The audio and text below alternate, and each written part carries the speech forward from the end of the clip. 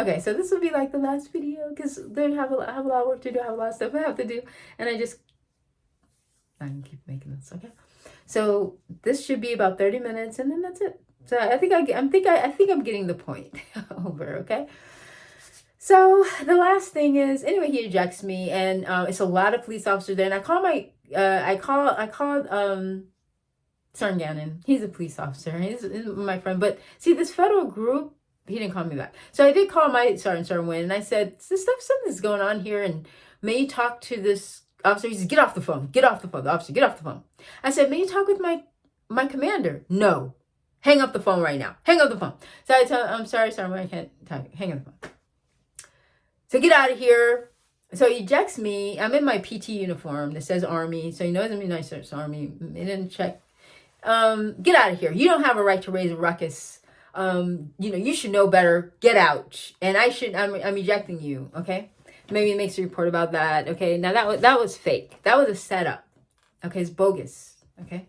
So I leave. It's 2 a.m. And by the way, I don't have enough gas to go home because I couldn't find the USO because it moved. It used to be in one place. I drove around and around and around. When I asked for directions, it was given to me, but it was given to me. It didn't just say we're across the street from where we used to be. That's really where they were. They said, well, go down to the edge of the corner and take a left. And then when you go there, take a left. And you should see it when you take a right and this sort of thing. It took me like an hour and a half or two. That used up my gas that I was going to go back to work on, which was not too far from the LAX. So I was out of gas. So at 2 a.m., I went to my car knowing I have no gas to get to work now. So I had planned to... Anyway, thank God I had AAA. Okay. So AAA said, I have the towing miles. May you tow me to my military base. And they said, what's the issue? And I said, I'm out of gas. They said, we'll just bring you some gas for courtesy. They brought me $7 worth of gas. And then I think my Sergeant Wynn helped me to get gas so I can go home. Okay. This is what was happening because we didn't have a place to stay because they were trying to get me in a position where they could start the molestation thing. This group was doing that. Now that they have this molestation thing going on, they keep trying to say, go into the hotel. I say, no, thank you. I don't want a hotel. Because I know they have the sleep gas there. No, I don't want to do that. And they won't let the soldier stop asking me. I said, no, thank you. I don't want to do the billeting. No, you should. You're 200 miles away. You should. Now they're trying to like force it on me. And so I don't know what I was talking about, but anyway, so the sergeant says, the one that says schizophrenic, so he says, I'm calling the police. He calls the police and asks the police to go check all the rooms and conduct a health and welfare, which is not the police's job. It's the job of the soldiers. And you can leave and go do karaoke, go see your husband, you don't have to stay in those rooms. There's no such rule. You're off duty. They release you for duty. I never heard of that. Okay. This is what he does. When I arrive to work the next day, they tell me they're going to send me on Monday, this Sunday now, on a mental health. I tell them why. They say, because you are recording people on your phone. I hand them the phone and say, you're welcome to look through it. No, I don't want to look through your phone. You were really digging into a soldier the other day and telling them what for. And I said, that's not true. I remained at the position of at ease, and I asked an officer to be present. Let me go get the officer. No, don't get the officer. I said, sir, I was approached at night, and that makes this mental health thing inappropriate. No, we're sending you on a mental health anyway. What's the reason? They couldn't give me a reason. I said, this is a fake mental health, sir, and I'm going to report it. So they released me. They said, okay, we're going to release me. And then I wouldn't sign the paperwork. I said, no, sir, I'm not going to sign it. It's not an honest mental health thing, so I can't sign it. So I went and called, because I lost my phone when that sergeant was busy basically chasing me out of the hotel, but it slipped down between the seats and I thought I left it in the hotel. So I didn't have my own phone, so I went and called JAG from their office. This group had already reached JAG and told JAG, you're out of the office. Don't answer the phone. This is what they told JAG. I called JAG. It's an active duty place. They're on duty. It's not lunchtime. Nobody there. Okay? Not like that can happen, but out of office messages is what I get a lot of time when I'm sending information asking for help. Okay? They're out. So I didn't leave a message because I was like, well, let me take the time to properly construct my information, present the information where I'm not in a situation where I feel I have to monitor what I'm saying and or rush what I need to say, properly present my communication, which I'll do immediately when I get home. They approach me and tell me, no, we're not going to give you the opportunity. They didn't say this in these words, okay? They're not going to give me the opportunity to call JAG, IG, or any legal office. They're going to send me right now. So I don't have the chance to do that. And they get this big burly soldier and say, if you don't go, we're going to force you into the car. That's illegal. That's kidnapping. That's true. It's kidnapping because it wasn't an authentic mental health. Okay, it was a quid pro quo. In fact, because the sergeant told me, and it's on the camera at the Best Western. He's on the camera saying this.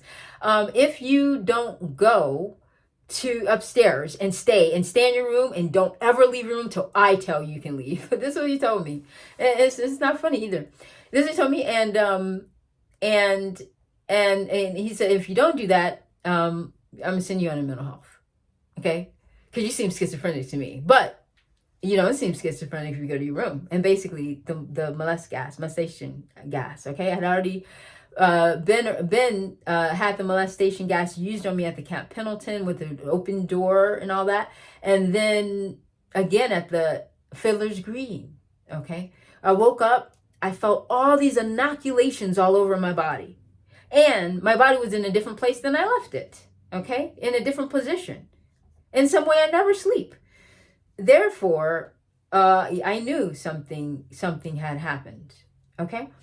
So, and I don't twist and turn and sleep without waking up, okay? I may move around, but I'm awake when I do it, I know, okay?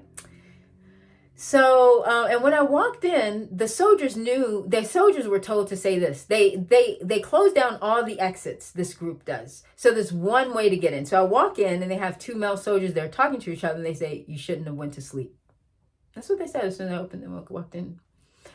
Did I mention that one time I took a wash up and as soon as I came in, because I didn't have time to take a shower, I didn't manage my time properly.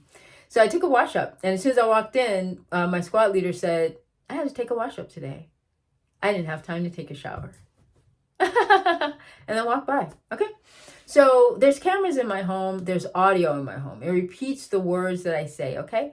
So anyway, I got ejected from USO. So I knew to leave when he said, I'm calling the police. He did call the police. They did send me on that mental health. Fort Irwin is where they took me. They were supposed to stop along the way, which is a violation of mental health codes. You're supposed to stop and stabilize the person. They drove me for like 4 or 5 hours, which meant it wasn't an emergency. They sent me on an emergency send. Fort Irwin said they didn't send me properly, and they didn't use this word, legally. Okay? So, and I told them I just called JAG. They didn't have a reason for sending me. They said, we're sending you back. So they sent me back and they said, you're fine. You're clear for duty. Go back to work. My commander said, no, we're not clearing her anyway. It doesn't matter what the Army says or what, he didn't say this. The Army, now this is not the commander doing it. This is this group that's hazing and harassing me. So he said, she's going back. We're sending her again. So he gives me these orders that I have to go back every single day for the next couple weeks or something. So I call IG and they say, no, that's not what happened.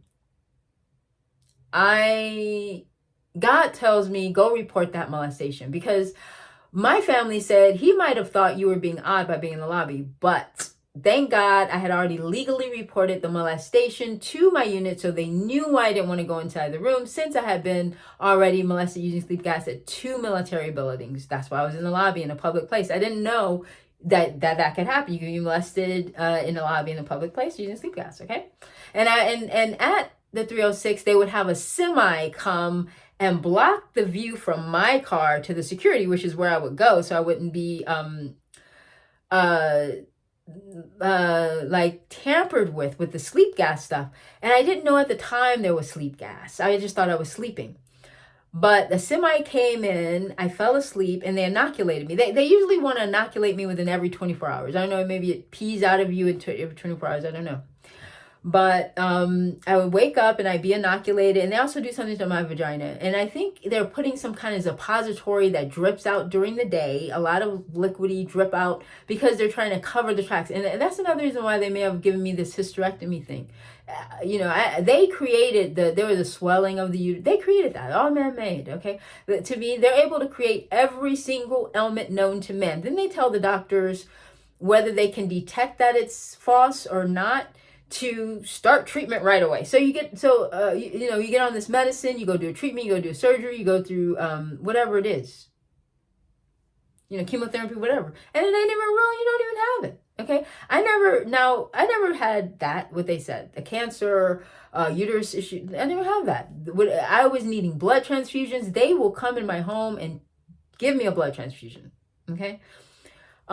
So they've come in my home, they do things to my teeth, they come in my home, they do all these kinds of, they've cut my hair, they cut my hair all the way, I have clips in my hair, I don't know if you can see them, anyway, I'm not trying to demonstrate, they cut my hair, they cut the back of my hair, this is them doing this, okay, so that's the false sin, okay, so God told me to go report this molestation to Fort Irwin, which I did. After reporting it to Fort Irwin, I wrote to the IG. The IG said, you can't keep sending her to mental health. They already cleared her. She's cleared. You can't do that. I submitted the sharp transfer that had to do with the hazing, the molestation using sleep gas. I submitted the sharp transfer to go to another unit because of the molestation that occurred at the unit. The commander said, no, she hasn't been molested. Now, how would he know that? He denied the sharp transfer, which would have had me out of his unit within a day, 24 hours, okay? He was sending me to mental health for his safety and the safety of his soldiers. But when I said, send me to another unit, which would have equated to the safety, it's not him doing this. It's this group that's intimidating him and telling him to do this, following him to his home and stuff like that. I'm not saying that's what they did, but this is what this group does. And then it'll promote all these people. It'll promote them for doing this, but it also intimidates them at the same time too. I've seen it intimidate them. So then, what are we talking about? I'm just trying to keep track. It's all over the place here. So I go to this, so I turn, but he will, no. He knows. Now, this is not him, of course. This is this group. He knows more about the molestation than anyone else. No, he denies it. Now, this is this group saying, so they don't want to validate it. They don't want anyone to know, don't. But I'm a tattletale. I'm someone who believes, go to the commander and tell. Now, you don't have to tell behind someone's back. You can say, I'd like the person to be present, okay? I always like the person to be present. In fact, I told I had mentioned to the commanders, FBI, CIA, or some group like that, it's hazing harassment. I wrote the whole thing to them before I got into the unit, so they know the truth. And there's a video on Teams where I on GroupMe, I mentioned the hazing harassment using sleep gas. On Teams, they said anyone who's molested is suicidal and gave me the suicide number. They did not give me the sharp number. They did not show any concern in that manner. I said, that's not true. They said, here is the crisis hotline. So they're all of a sudden, 1 minute they were saying that I was resisting arrest and belligerent at Fort Meade, which wasn't true. And when the police officer, the judge threw that out. So the judge, the police, the city of Lancaster backed me up on that. Okay. And Fort Meade invited me back. That backs me up with Fort Meade. So they know I was on my best behavior. They would have never invited me back if I wasn't. Fort Irwin cleared me on my mental health, and Uncle Sam stamped me every year I was in the Army that I was clear on mental health. So I'm fine on that also, by the grace of God. And humbly, Kamala Harris, and that would mean that Joe Biden also supported it. Thank you.